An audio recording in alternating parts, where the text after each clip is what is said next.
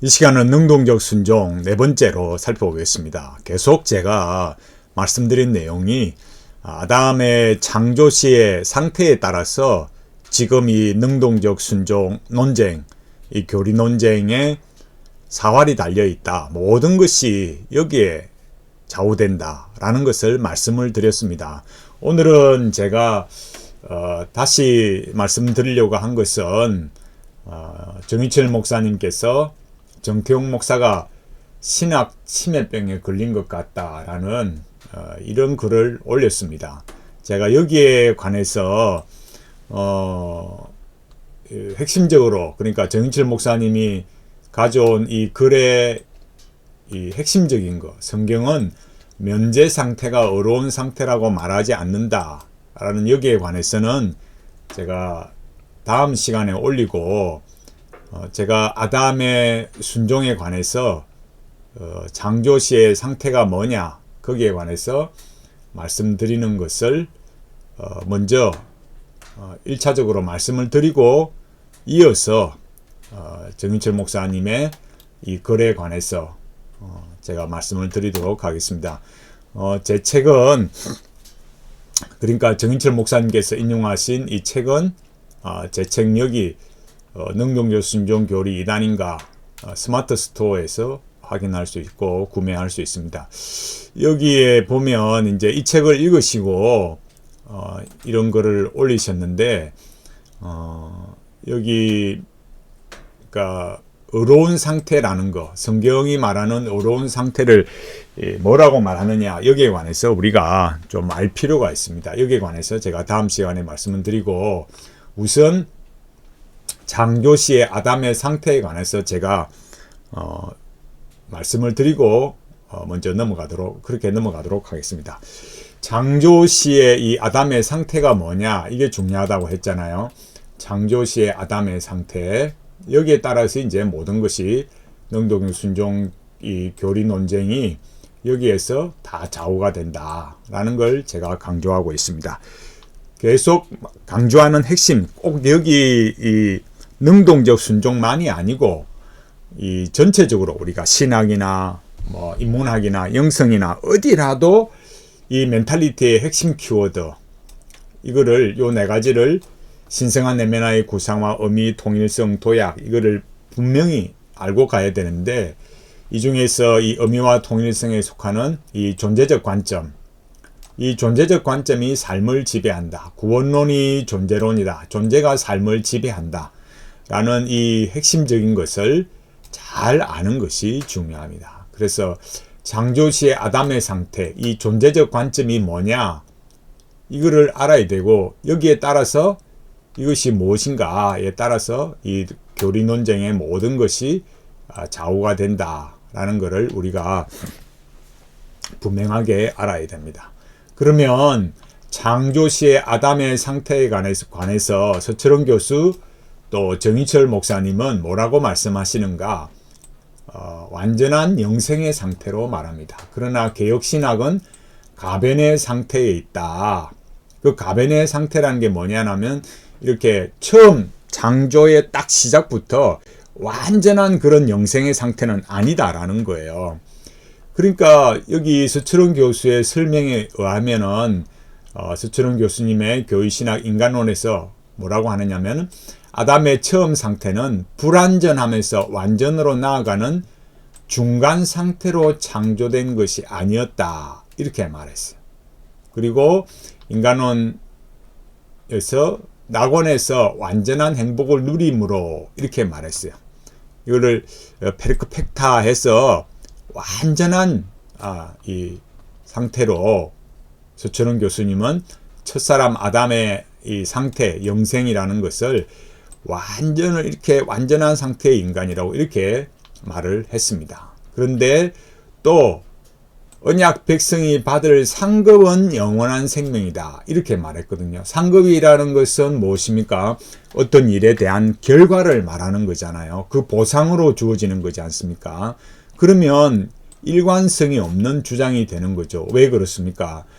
창조 시에 이미 완전한 영생, 페르크펙타 이렇게 주어졌다고 해놓고 또 상급으로 그 보상으로 영원한 생명이 주어진다.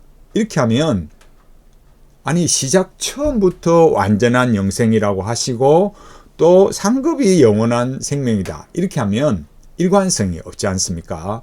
그러면 창조시의 완전한 영생은 무엇이고 언약을 지켜서 얻는 완전한 영생. 그럼 이게 다른 걸까요? 개혁신학이 말하는 영생과 서철원 교수님이 말씀하시는 이 영생은 그럼 다른 거겠어요? 이게 논리적으로 우리가 학문을 할 때는 이게 논리적이어야 되거든요.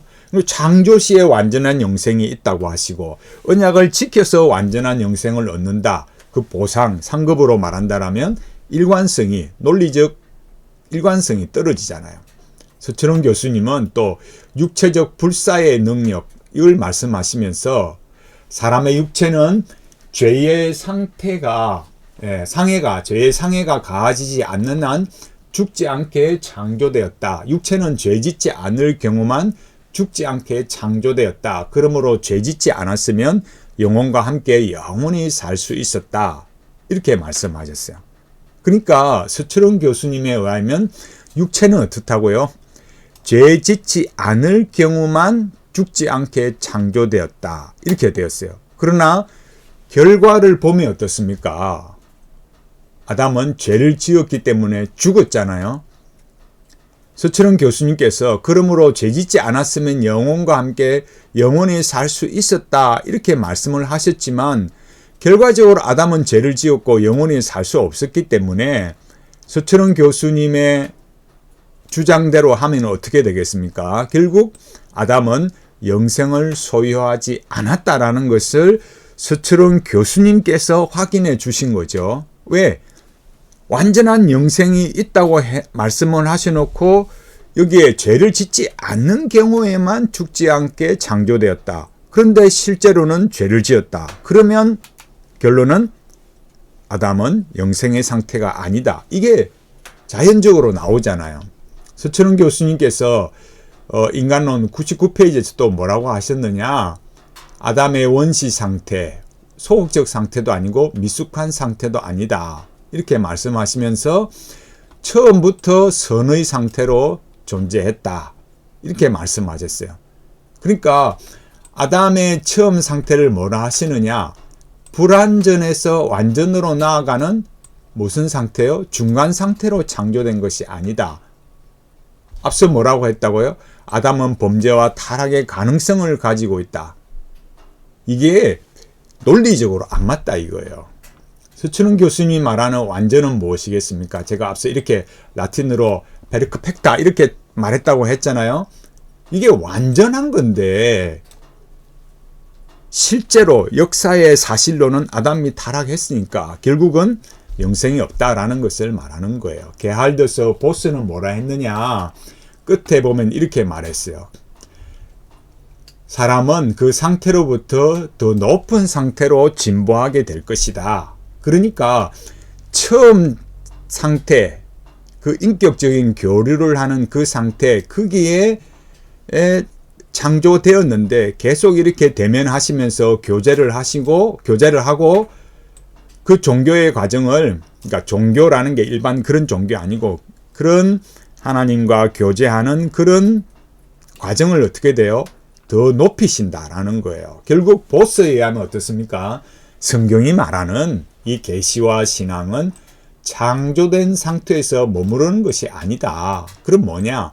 하나님과 인간이 대면하여 교제를 누리면서 더 높은 상태로 나아가는 것이다 라는 거예요. 그렇다고 여러분 우리가 그렇잖아요. 서철원 교수님께서 우려하는 것처럼 칼 발트의 신학이 말하는 것처럼 개혁신학이 존재의 고향을 말하거나 혹은 존재의 신성화, 신인 합일 이런 걸 개혁신학이 말한 적이 없어요. 사람이 도덕적으로 완전히 선하게 창조되었다 할지라도 그 상태가 사람의 목적이 아니다 이거예요. 창조된 상태는 어떻습니까? 자기를 창조한 하나님과 교제를 누리는 준비 작업이고 그렇게 하나님의 형상을 따라 창조된 것이 어떻습니까? 인간의 인격성이고 그래서 그 상태에서 더 높은 상태로 나아가야 하는 존재였다. 누가요? 인간이요. 창조된 상태의 인간이 그랬다라는 거예요. 그러면 서철원 교수님, 정인철 목사님이 말씀하시는 그 아담의 완전한 그 영생, 그런 증거가 어디 있냐 이거예요.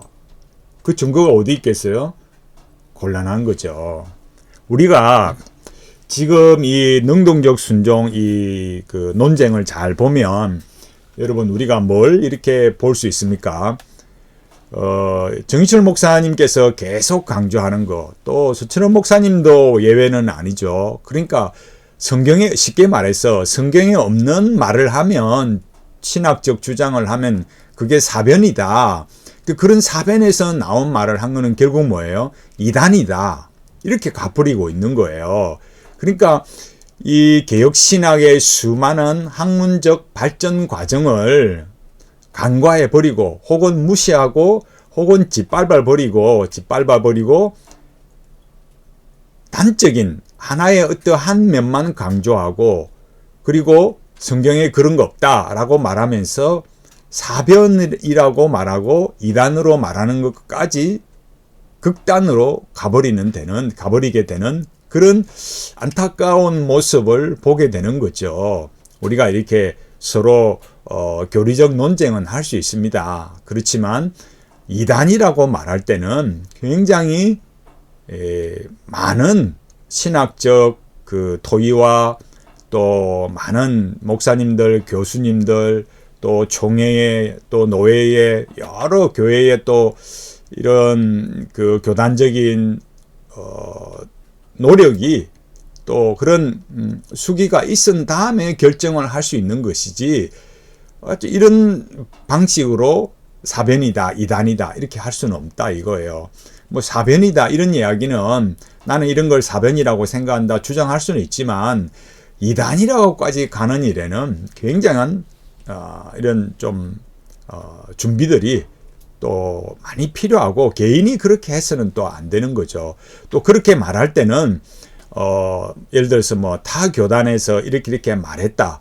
또 이런 책에서 이렇게 말했다. 이런 것들에 대한 반성이나 또 다른 논의가 필요하다. 이렇게 말할 수는 있어도 이단이라고 말하는 것은 하여튼 굉장히 잘못된 것이다. 매우 우려스럽다. 그걸 말씀드리고 싶어요.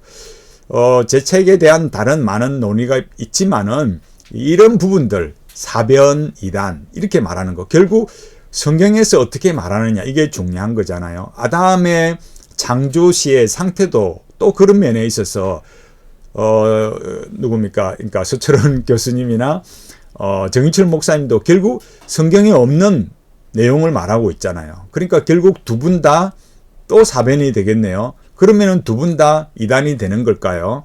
우리가 이런 것들을 주의가 필요한 거죠. 자, 우리가 다시 보면 그러면 만일 그대로 그죠? 이 서철원 교수님이 말씀하시는 것처럼 위에서 이 페르펙타 완전한 영생이었다라고 말하면은 완전한 영생이었다. 그렇게 말하면은 제가 말씀드리고 싶은 건 그거예요. 우리 성경을 잘 보면 완전한 영생이라면 인간에게 결핍이 없어야 되잖아요. 제가 위에서 뭐라고 말했습니까? 완전한 영생이었다면 아담이 어떻게 돼요? 죄를 지으면 안 되는 거죠.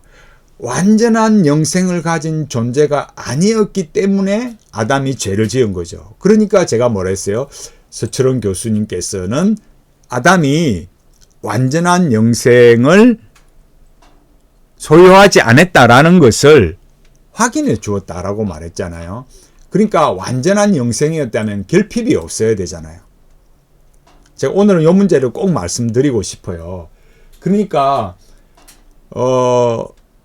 서철원 교수님이나 정인철 목사님이나 이 아담의 창조시의 상태가 완전한 영생이었다면 여기 창세기 2장 20절에 아담이 모든 가축과 공중의 새와 들의 모든 짐승에게 이름을 주니라. 아담이 돕는 배필이 없으므로 이렇게 말씀하거든요.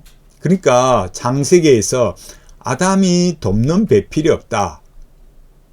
근데 이 결핍을 어디서 느꼈습니까? 아담이 모든 가축 공중의 새와 들의 짐승에게 이름을 지어주면서 자기에게는 왜 나에게는 배필이 없나? 싱글이라는 거기에 대해서 자기의 어떤 여기 제가 여기 표현했듯이 결핍이 있는 걸 알게 된 거죠. 그래서 어떻게 했습니까? 잠들게 해서 갈비뼈를 취해서 하와를 만들어 주신 것이죠. 예수님께서 나중에 우리 보면 그 교회론에 말할 때 아담과 하와를 말하면서 온전해지는 걸 말하잖아요. 그건 제가 여기 또 표시를 안 했습니다. 예수님께서 사두개인들이 부활이 없다, 이 사람들은 천사도 없다, 이렇게 하잖아요. 이런 그 요즘 말로 하면 완전히 현대신학이고 자유주의 신학자들인데 비합리 이렇게 굉장히 어떤 그 현실주의자들이죠. 이 사두개인들이 뭐라고 했습니까? 부활이 없다고 했을 때 예수님께서 뭐라고 말씀하셨느냐 이거예요. 누가복음 20장 35절, 마가복음 12장 24절 25절에 먼저 보십시오. 저 세상과 및 죽은 자 가운데서 부활함을 얻기에 합당히 여김을 받은 자들은 장가가고 시집가는 일이 없으며 라고 말했어요. 예수님께서 그렇게 말씀하셨습니다. 마가복음은 어떻습니까? 예수께서 이르시되 너희가 성경도 하나님의 능력도 알지 못함으로 오해함이 아니냐. 사람이 죽은 자 가운데서 살아날 때에는 장가도 아니 가고 시집도 아니 가고 하늘에 있는 천사들과 같으니라. 아멘. 예수님께서 뭐라고 말씀하셨다고요? 너희가 성경도 하나님의 능력도 알지 못함으로 뭐하고 있다고요? 오해하고 있다라는 거예요. 사두개인들이 성경도 하나님의 능력도 알지 못하고 오해했습니다. 지금 성경도 하나님의 능력도 알지 못하고 오해하는 사람이 누구예요? 여러분, 예수님 말씀을 잘 보십시오. 사람이 죽은 자 가운데서 살아날 때에는 장가도 아니 가고 시집도 아니 가고 하늘에 있는 천사들과 같으니라. 언제라고요? 사람이 죽은 자 가운데서 살아날 때. 그러니까 우리가 천국에 가서야 완전해지는 거고, 그때 어떤 일이 있다고요? 그때는 장가도 안 가고 시집도 안 가고 하늘에 있는 천사들과 같다 이거예요. 그때가 바로 사람이 죽은 자 가운데 살아날 때, 그러니까 천국에 갔을 그때 인간이 뭐예요? 완전한 영생의 상태가 되는 거죠. 이 땅에서는 어떻다고요? 창조시 아담의 상태에 이 아담에게 돕는 배필을 주어야 하는 뭐가 있다고요? 결핍이 있는 존재, 완전하지 않았다고요. 서철원 교수님과 정인철 목사님은 뭐라고 말씀하실까요? 이 창조시의 아담의 상태에 관해서 뭐라고 이렇게 말을 하겠습니까? 우리가 이런 면에 있어서 아담의 이 창조시의 상태를 말하는 것에 관해서 우리가 조금만 생각해 보면 서철원 교수님이 말하는 페르크펙타, 완전하다, 완전한 영생이었다, 이렇게 할 수 없는 거예요. 왜 제가 이런 말씀을 드리겠습니까? 서철원 교수님이나 정희철 목사님께서는 첫 단추가 잘못되었다 이거예요. 인간론, 제가 여기 뭐라고 했습니까? 존재적 관점이 삶을 지배하고 구원론은 존재론이고, 이 존재가 삶을 지배하는데 두 분 다 서철원 교수님이나 정희철 목사님이나 시작이 잘못되었다라는 거예요. 무엇을요? 아담이 이 창조시의 상태를 성경적으로 말하지 않았다라는 거예요. 추론이죠. 이 두 분이 사용하시는 단어에 의하면 어떻습니까? 그건 사변이죠. 그럼 두 분이 말씀하시는 것처럼 사변이라고 말했으니까 두 분 다 어때요? 그러면 이단이 되시는 거예요. 저는 그렇게는 말씀드리지 않습니다. 우리가 항상 다 완벽할 수는 없어요. 또 한 번은 이렇게 말하기도 하고 그게 잘못되었다 그러면 또 수정을 해가는 거잖아요. 우리가 평생 배워가야 되는 거지 지금 내가 완벽하다 이렇게 말할 수는 없죠. 그렇다고 터무니없는 말을 하는 건 아니잖아요. 우리 앞서 많은 그 개혁신학자들의 또 지금도 하나님께서 주신 신실한 신학자들이 계시고 또 그분들의 좋은 이 개혁신학의 자료들을 배울 수 있잖아요. 그러니까 너무 과도한 주장을 하게 되면 우리 개혁신학의 선조들이 우리에게 가르쳐준 모든 것을 무시하고 오류가 발생할 수 있습니다. 핵심은 뭐라고요?